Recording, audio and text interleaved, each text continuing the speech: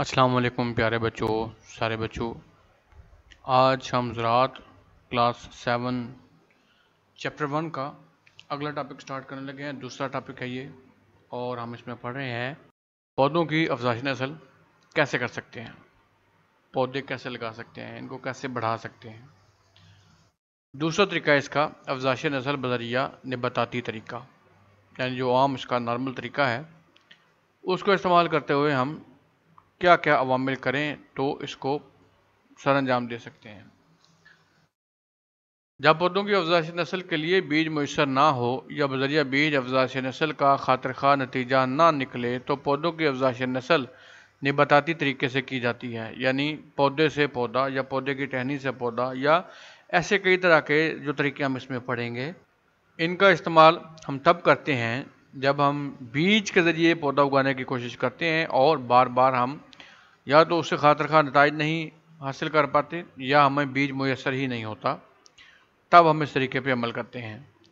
नबाताती तरीके से अफज़ाइश नस्ल में काफ़ी फ़वाइद हासिल होते हैं। इस तरीके से तैयार शुदा पौधे हमेशा सही नस्ल होते हैं, इसलिए इन पर आला किस्म का फल लगता है। पौधे जल्दी फल देना शुरू कर देते हैं। पैवंदकारी से पौधों की शाखों में ख़ास तब्दीली पैदा की जा सकती है।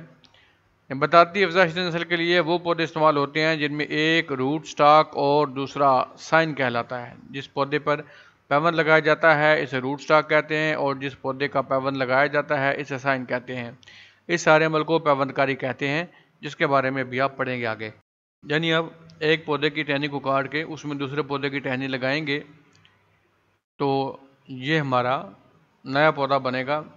जो इसमें हम अभी पढ़ा है कि जो पौधा हम जिसमें लगाएंगे वो रूट स्टॉक होगा और जो पौधा लगाया जाएगा वो साइन होगा। पहले पढ़ते हैं रूट स्टॉक के बारे में। रूट स्टॉक यानी ज़ख़ीरे का पौधा बज़रिया बीज पैदा किया जाता है। एक अच्छे रूट स्टॉक के अंदर मंदरजा झैल और साफ़ का होना बहुत ज़रूरी है। ये ऐसे पौधे होते हैं जो उगा के छोटे छोटे इनको स्टॉक कर लिया जाता है और फिर आगे इनको सप्लाई किया जाता है। इसके अंदर कौन कौन सी खूबियाँ होनी चाहिए? सबसे पहले रूट स्टॉक पर पैवंदकारी आसानी से की जा सके, यानी इसकी शाखों का साइज़ इतना हो कि उसके अंदर हम काट के दूसरी शाख को पैवस्त कर सकें। पैवंद किया हुआ पौधा इस इलाके की आबो हवा और ज़मीन की साख्त के मुताबिक हो, यानी अगर इलाका तब्दील होता है तो उसमें पौधों की किस्में भी चेंज हो जाती हैं। मिसाल के तौर पे हम अगर मैदानी इलाके में रहते हैं तो हमारे यहाँ पौधे और किस्म के हैं, अगर हम पहाड़ियों पे चले जाएं वहाँ पौधे और किस्म के हैं। इसी तरह अगर हम लोअर पंजाब की तरफ चले जाएं जहाँ पे रेगिस्तान भी हैं तो वहाँ पे हमें पौधे और किस्म के नज़र आते हैं। तो आबो हवा उस इलाके की उस पौधे के मुताबिकत से होनी चाहिए। रूट स्टॉक पैवंद के मकाम को कमज़ोर ना रहने दें। जहाँ आपने पैवंद लगानी है वहाँ पे उसको अपने मजबूत होने देना है। पहले रूट स्टॉक का पौधा सख्त जान हो और मौसम असरात का बखूबी मुकाबला कर सकता हो, यानी उस पौधे को पहले थोड़ा फलने फूलने दें, इस कदर मजबूत हो जाए कि वो दूसरे पौधे को भी सहार सके और मौसम का भी मुकाबला कर सके। रूट स्टॉक हर साल आला किस्म का फल पैदा कर सके। इसमें ये खूबी हो, इतना बड़ा हो गया हो कि हर साल ये अपना फल अच्छे तरीके से पैदा कर सकता हो। ये तो था जिसमें हमने पौधे के दूसरी शाख लगानी है। आप जो शाख लेंगे यानी साइन, उसमें क्या क्या क्वालिटी चाहिए? एक अच्छे साइन के अंदर इन औसाफ का होना ज़रूरी है। साइन किसी बीमारी में मुब्तला ना हो, क्योंकि अगर ये मुब्तला हुआ तो जिस पौधे के साथ इसको लगाएंगे ये उसमें भी बीमारी को ट्रांसफ़र कर देगा। मुकम्मल तौर पर तंदुरुस्त और तवाना हो, उसे किस्म की कोई बीमारी, कोई कीड़ा जाला कुछ ना लगा हो। स्टॉक के मुख्तलिफ अक़साम से ताल्लुक़ रखता हो, यानी कई किस्म की जो स्टॉक के पौधे हैं उनके साथ ये चल सकता हो। साइन फल कसीर तादाद में पैदा करता हो। तो फल असल में बार बार इसलिए जिक्र आ रहा है कि कसीर तादाद में फल का देना ये निशानी होती है कि पौधा सेहतमंद है। नबाताती अफज़ाइश नस्ल मंदरजा तरीक़ों से की जा सकती है। अब इसके मज़ीद तरीके हम आगे पढ़ते हैं। सबसे पहला तरीका है चश्मा लगाना। चश्मा किसी पौधे की शाख के इस उभार को कहते हैं जो शगुफ़े की सूरत में पैदा होता है और नई शाख के पैदा होने का बायस बनता है। ये हमने देखा होगा ख़ास तौर पे जब हम कोई गन्ना लेते हैं या और कई किस्म के हम पौधे लेते हैं, उनकी टहनियों के ऊपर वक्फे वक्फे से उभार बने हुए होते हैं। इनको चश्मा कहते हैं। यहाँ से नई शाख फूटती है और फिर उसमें आगे मज़ीद वो बढ़ता जाता है पौधा। चश्मे वाली टहनियों का इंतखाब, क्योंकि वही इसमें लगेगी। मौसम ख़ज़ां में चश्मा लगाने के लिए पैबंदी टहनी इसी साल में पैदाशुदा शाखों से मुंतखब की जाती है, यानी वो टहनी बिल्कुल नई हो, पुरानी टहनी हो तो वो आगे नहीं बढ़ सकेगी, उसकी अगर पैबंद लगाई जाए तो वो ख़राब हो जाएगी। लेकिन मौसम बहार में चश्मा लगाने के लिए खाबीदा शाखों से चश्मे मुंतखब किए जाते हैं। शाखों में मुख्तलिफ़ किस्म के चश्मे होते हैं, मसलन पत्ता पैदा करने वाले, फूल पैदा करने वाले चश्मे वगैरह। अब इन चश्मों की भी किस्में हैं, जैसे कुछ ऐसे हैं जिनसे आगे शाखें बनती हैं और कुछ ऐसे हैं जिनसे आगे फूल बनते हैं। लिहाजा ऐसी चश्म वाली शाख का इंतखाब करना चाहिए जिससे सिर्फ पत्ते पैदा होते हैं, फूल वाली नहीं, क्योंकि पत्ते के साथ टहनी होती है और टहनियाँ बढ़ती जाएंगी, इसी से पौधा बनेगा।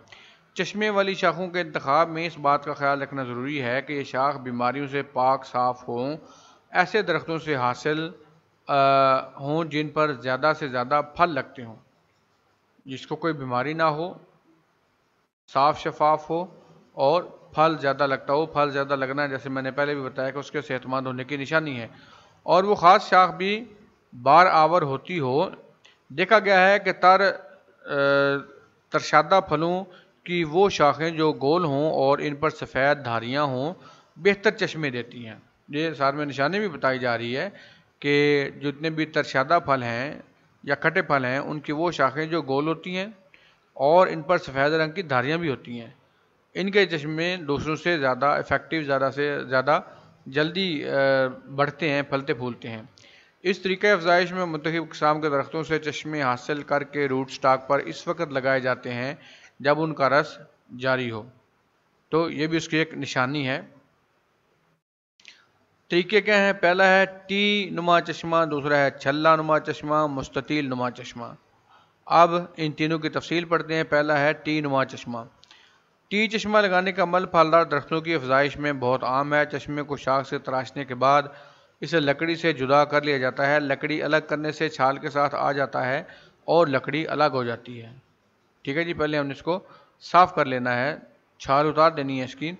रूट स्टॉक की छाल पर टी नुमा निशान चाकू की मदद से लगा दिया जाता है, जिसकी लंबाई तकरीबन 20 ta 25 मिलीमीटर होती है। इसके बाद इसकी दर्जों को खोल कर चश्मे को नीचे दाखिल करके एहतियात के साथ लकड़ी पर जमा दिया जाता है। चश्मे की छाल के नीचे दाखिल करने के बाद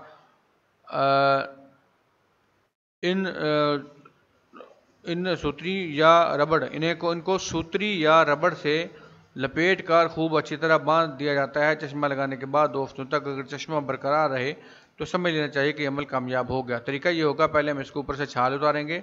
छाल उतारने के बाद इसको ऐसे कट लगाएंगे। कट लगा के जो दूसरी हमारे पास शाख होगी उसको इसके अंदर रखेंगे। रख के फिर इसको किसी डोरी के साथ ऐसे बांध देंगे। बांधने के बाद 2 हफ्ते तक हम इंतज़ार करेंगे। अगर 2 हफ्ते बाद भी वो तरोताज़ा रहा तो इसका मतलब है कि हमारा ये चश्मा कामयाब हो गया और अब इससे आगे पौधा बनने का अमल शुरू हो जाएगा। ये था हमारा टी नुमा चश्मा। अब हम देखते हैं छल्ला नुमा चश्मा। जिन चाकू में रस ज़्यादा मकदार में हो वहाँ छल्ला नुमा चश्मा बहुत मुफीद होता है। मसलन आड़ू, आलूचा और शहतूत वगैरह ये ऐसे पौधे हैं जिनकी शाखें जो रस के मौसम होते हैं उनमें ज़्यादा तेज़ी से फलती फूलती हैं। इन पौधों की पसंदीदा अक़साम के चश्म वाले छल्ले शक्ल के मुताबिक अमूमन माह अप्रैल में हासिल किए जाते हैं। दूसरे पौधे पर पहले इस छल्ले के मुताबिक छाल उतार ली जाती है। छिलके वाला छल्ला जिस पर आँख मौजूद हो, दूसरे पौधे की छाल उतरी हुई हो, उसकी शाख पर चढ़ा दिया जाता है। छिलके वाली आँख से कुछ देर बाद शगुफ़ा फूट आता है। अब इसमें हमने ये करना है कि इसको ऐसे ही काट के छल्ला नुमा, यहाँ से छाल उतार ली गई है, ये इसके ऊपर से यहाँ से छिलका उतार लिया गया, ये इसका छिलका उतर गया। ठीक है जी। अब दूसरी तरफ से हमने इसका इसी तरह मुंह बना के इसको ऊपर लगा देना है और इसको ऊपर से बांध देना है और जो इसकी आँख है वहाँ से उसके बाद शगुफ़ा फूट आएगा, यानी छोटी सी टहनी निकलना शुरू हो जाएगी। शगुफ़ा मतलब टहनी, उसमें इजाफा होना। अब तीसरा तरीका है इसका मुस्ततील नुमा। मुस्ततील नुमा चश्मा टी नुमा चश्मे से बड़ी हद तक मुशाबिहत रखता है, उसके जैसा ही होता है। फ़र्क सिर्फ ये है कि इसमें चश्मे वाली छाल को मुस्ततील शक्ल में उतारा जाता है। इसके बाद इसी शक्ल और साइज़ का निशान रूट स्टॉक पर बनाकर इस मुस्ततील छाल को एहतियात के साथ रूट स्टॉक पर पेवस्त करके रस्सी से बांध दिया जाता है। इससे मोटी छाल वाले दरख्त मसलन अखरोट और आम की अफजाइश नस्ल की जाती है। अब जब ये तरीका चेंज हुआ तो उससे मुतल्लिका पौधे भी चेंज हो गए, और फ़र्क सिर्फ इतना है कि पहले में हमने टीप बनाई थी, इसमें हम इस तरह से इसका एक मुस्ततील नुमा जगह बनाएंगे जिसके अंदर हम दूसरा पौधा लगाएंगे। और इसमें जो दरख्त हैं वो जैसे अखरोट है, आम है, इनकी अफजाइश की जाती है। अब जब हम चश्मा लगा रहे हैं किसी भी किस्म का तो उसके लिए कुछ ज़रूरी हिदायत है, इनका ख्याल रखना ज़रूरी है, वरना हमारा ये तजर्बा ख़तरे में रहेगा। पहला है, चश्मों के इंतखाब में इस बात का ख्याल रखना ज़रूरी होता है कि सेहतमंद और तेज़ी से नशो नुमा पाने वाले हों। ऐसे चश्मे जो अपनी नशो नुमा मुकम्मल कर चुके हों अफजाइश नस्ल के लिए मुंतखब नहीं करने चाहिए। यानी बिल्कुल इब्तदाई शक्ल हो चश्मे की, ऐसा ना हो कि चश्मा फूट चुका हो, शाख बन चुकी हो, पता बन गया हो, उसके बाद हम लगाएं, बल्कि इसको बड़ी इब्तदाई शक्ल में ही, आँख नुमा शक्ल में ही इसको लेके हम लगा देते हैं। चश्मा खा किसी तरीके से लगाया जाए इस बात का ख्याल रखना ज़रूरी है कि साइन जिससे चश्मा उतारा जाए और रूट स्टॉक जिस पर चश्मा चढ़ाया जाए, दोनों में रस की फरावानी होनी चाहिए और ये एक ही नौ से ताल्लुक़ रखते हुए की किस्म के हों। रस की फरावानी हो, रस का मतलब है कि इसमें जाइलम और फ्लोएम इसकी खुराक को पहुँचाते रहें और हमारे जो नई शाख है उसके ख़राब होने के या सड़ने के, सुकड़ने के चांसेस कम हों। चश्मा लगाने के लिए टहनी की मोटाई पेंसिल या छोटी उंगली जितनी होनी चाहिए, वरना चश्मा मुनासिब जगह पर नहीं लगाया जा सकता।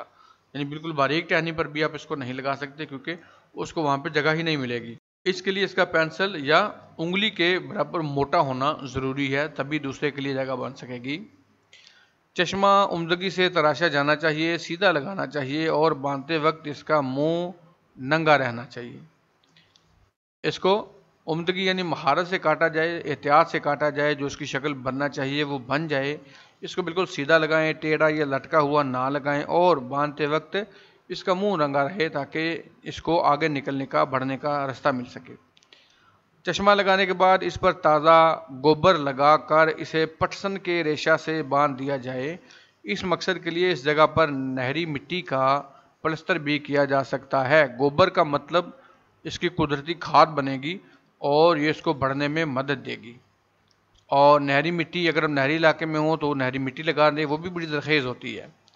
चश्मा लगाने के 2 हफ्ते बाद जब चश्मे अपनी हालत बरकरार रखे हों और अभी नशो नुमा शुरू ना हुई हो तो रूट स्टॉक के रास को चश्मे पर से 75 से 100 मिलीमीटर ऊपर काट दिया जाए। इस तरह रूट स्टॉक की कटाई से चश्मों की खुराक तेज़ी से मिलती है और इनकी नशो नुमा तेज़ होती है। अब जब हमने देखा 2 हफ्ते तक ये रहा और ये ख़राब नहीं हुआ, इसका मतलब है कि इसको खुराक मिल रही है, इसका कनेक्शन हो गया है और अब ये फले फूलेगा। अब हमने इसको 75 से 100 मिलीमीटर ऊपर से काट देना है ताकि जो उसके अलावा पहले वाले पौधे को खुराक मिल रही है उसका वो हिस्सा कट जाए और वो सारी खुराक नए चश्मे को मिले और वो तेज़ी से आगे बढ़ना शुरू हो जाए और एक नया पौधा बन पाए। उम्मीद है इन तरीक़ों की आपको समझ आ गई होगी। वीडियो अगर पसंद आई है इसको लाइक कर दें, दोस्तों के साथ शेयर कर दें और मज़ीद ऐसी वीडियोज़ के लिए चैनल को सब्सक्राइब कर दें। अपना और अपने चैनल का बहुत सा ख्याल रखिएगा। अल्लाह हाफिज़।